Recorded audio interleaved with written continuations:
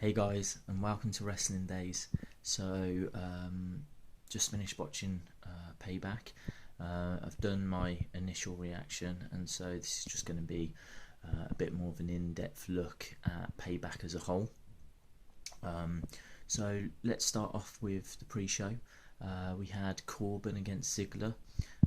I thought this was a weird match to kind of start it all off with, because whenever I think of like kick-off matches, I think of the likes of Enzo and Cass, or I think of the likes of Kalisto. I think of kind of like quick matches, fun matches. I don't think of Baron Corbin. But it was alright. It was a good match, actually. I thought Corbin came out and looked like a monster. And the match itself was really good. I didn't like the fact that Ziggler won. I'm sure this will be turned into a feud, and I'm sure that Corbin will get the better of that feud. But for me, there's no reason for him to lose his first pay-per-view match. He's meant to be this massive heel. He's meant to be this dominant force. How can you be a dominant force and lose your first pay-per-view match? So I was disappointed with that, but I thought the match itself was excellent. Second match we had was Kalisto against Ryback, and obviously I was concerned about this one. They had a fairly decent match actually at WrestleMania, but I didn't think lightning would strike twice, and it did. Kalisto did a fantastic job. Kalisto was pulling out moves that I don't recall seeing from him before. He really stepped up. It felt as though someone had said to him, you need to either deliver the goods tonight or your title reign's going to come to an end, because there was a desperation about his work, and I thought it was excellent. So I thought the pre-show was really strong. First match was Vaudevillains against Enzo and Cass. New Day came out first, referenced the new album, and also the Becky with the good hair, is it? I don't really keep up to date with these things. What I did love was Big Cass referenced Hey Arnold, which I loved that cartoon. Absolutely loved it. So I really enjoyed that. No secret that I wanted Vaudevillains to win this, not because I had anything against Enzo and Big Cass. I feared for Vaudevillains if they didn't win it. But what happened, no one could foresee. Gotch throws Enzo into the ropes. Enzo ends up hitting his head off the middle rope, collapses on the outside. The referee gives the cross, which means match ends now. Get paramedics. They take Enzo away, and God, did it suck the life out of everything. I mean, obviously that was the least of the concern. The main concern was Enzo okay? In truth, I think it was a good thing that this was the first match, because it meant we could get updates all throughout. It'd be horrific for it to be the last match or near the end, and us to not know what's going on. But I can tell you that he's been discharged from hospital. He has got a concussion, which means he's going to be out for a little bit of time.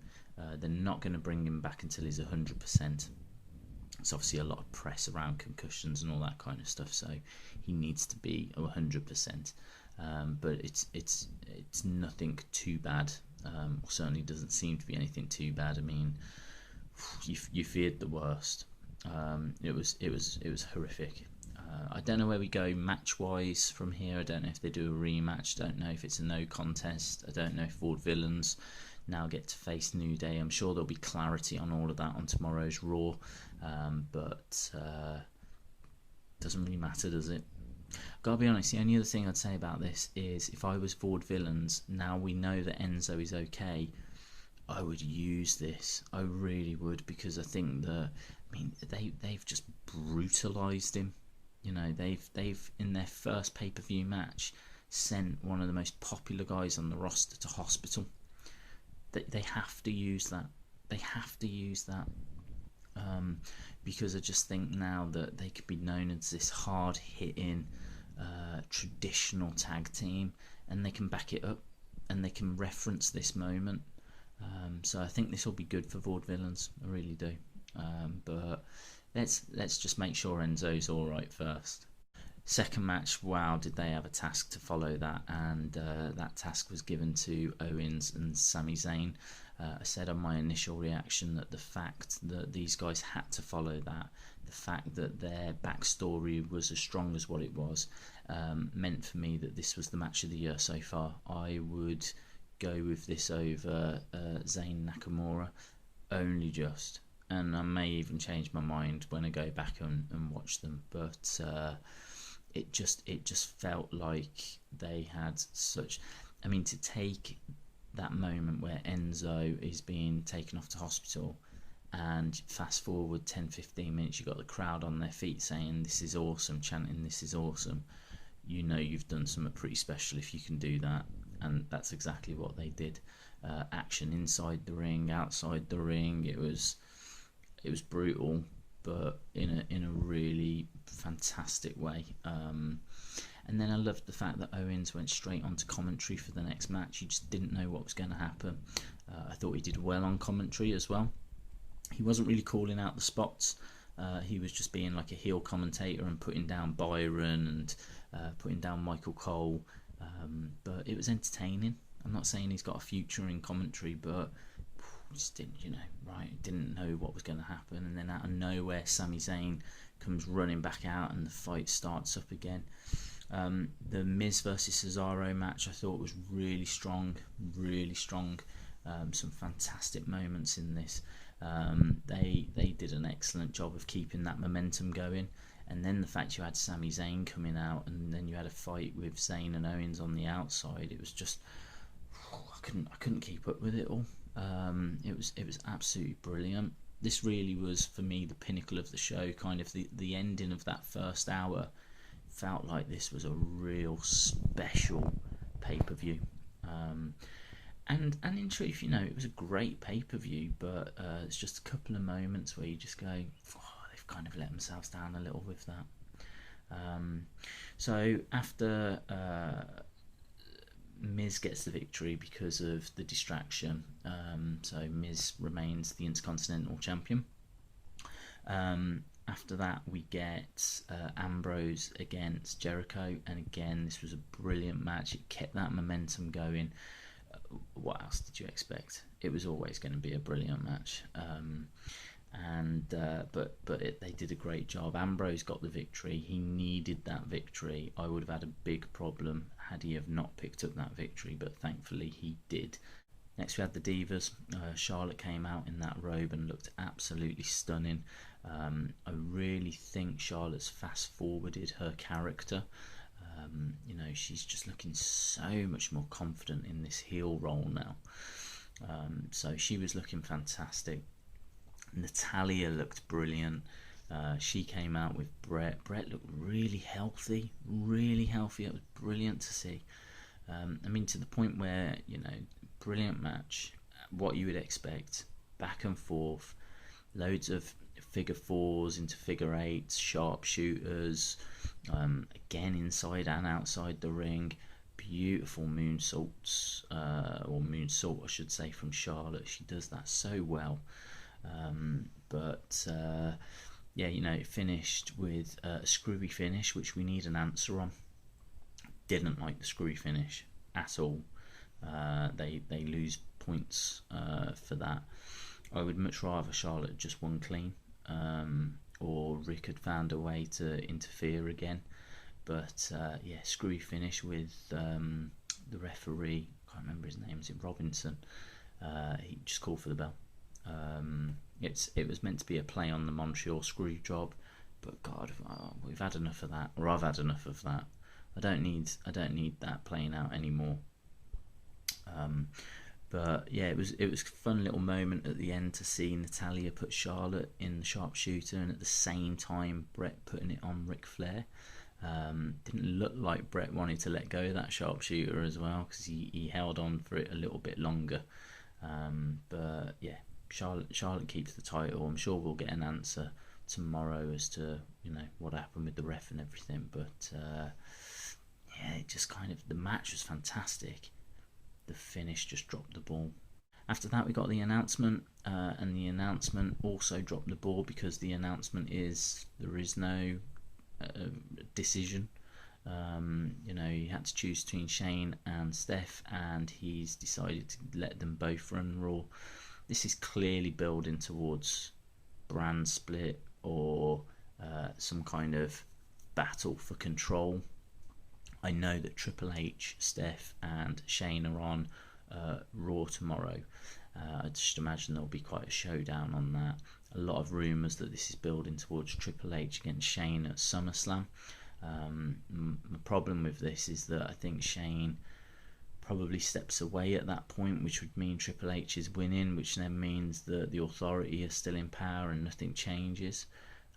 But it is what it is. This for me was another ball dropped. Finally, then we had the main event, and the main event was great. I really enjoyed it. Obviously, AJ won by count out, and then Shane came out and went, "Nah, it's not finishing that way." So the match continued. AJ then won by DQ. Nah. Steph came out and was like, "Not finishing that way." And so then the match continued again.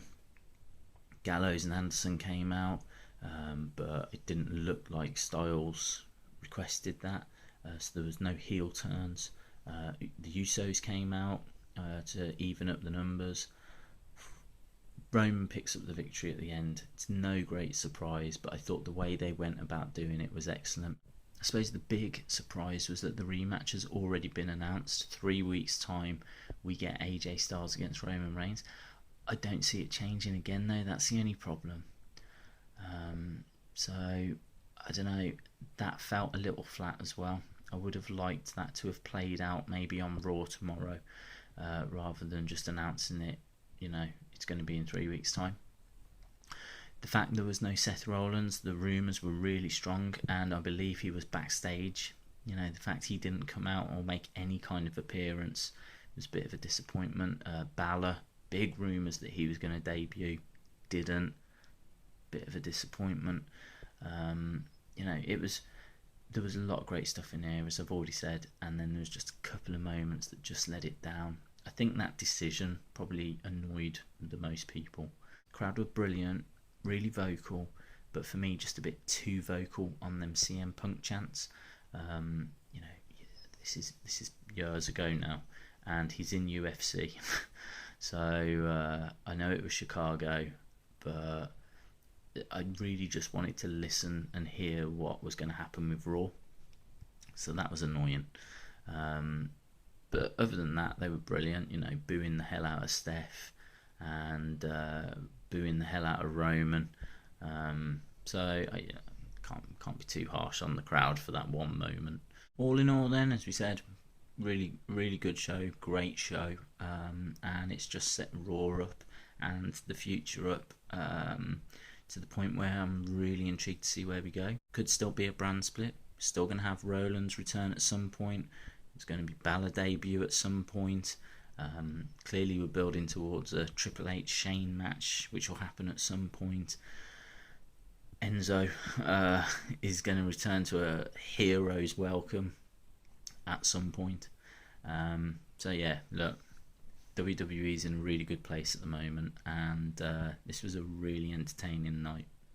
Hope you feel the same. I hope you was entertained. Let me know in the comments below. Cool. Don't forget you can follow me on Twitter at Wrestling Days UK. If you haven't subscribed to the channel, it'd be brilliant if you did. It's got obviously Raw videos to come and, well, loads of videos. And yeah, hopefully I'll see you again next time. Bye for now.